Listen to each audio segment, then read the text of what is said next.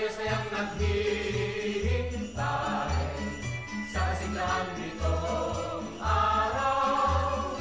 Maligaya ang lahat kung araw ng Pasko. Dito sa Maynila ay masisiyahan kayo.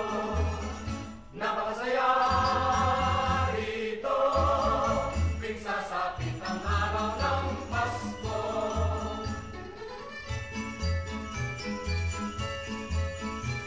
Sa tuwing sasapit ang Pasko, masaya ang Maynila.